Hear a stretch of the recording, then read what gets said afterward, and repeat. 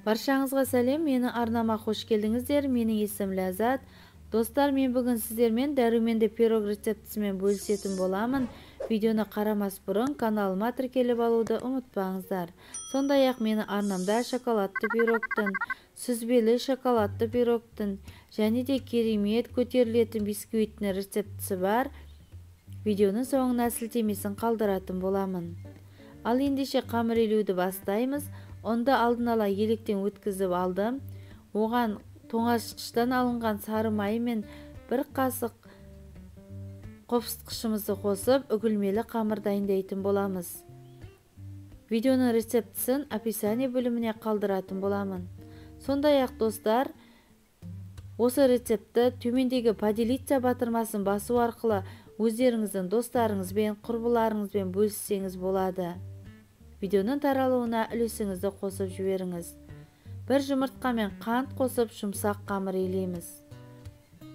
Осылайша қамырымызды жақсылап илеп алатын боламыз. Одан соң қалтаға салып, тоңазытқышқа жарты сағатқа қойып қоямыз. Жарты сағаттан соң алып, формамызға орналастырамыз. Вилканың көмегімен тесіп шығамыз. Одан соң жиегін де осы вилканың көмегімен әсемдейміз. Достар, пікір жазу арқылы сіздер де өздеріңіздің ойларыңызбен бөліссеңіздер болады. Және де сіздер өздеріңіздің рецептеріңізбен де бөлісіңіздер. Мен де сіздердің рецептеріңізбен жасап көретін боламын. Маған қажетті мейізді, өрік және де құрманы, дәнді алдын ала жуып тазалап алған болатынмын. Мінекей турап алған құрманы орналастырып шығамыз. Одан соң өрігімізді орналастырып шығамыз, яғни кураганы. Одан соң мейізді орналастырамыз.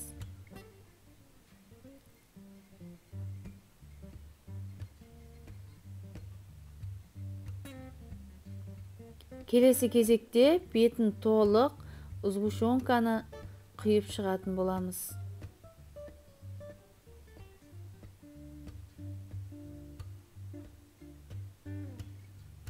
Және де бетінде әдемі болып тұру үшін соңында дәнімізді себеміз.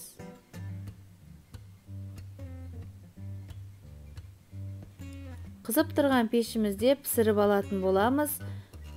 Мінекей достар, біздің дәмді пирогымыз дайын болды. Видеоны қарағандарыңызға көп рахмет. Каналыма тіркелуді ұмытпаңыздар. Келесі кездескенше сау болыңыздар.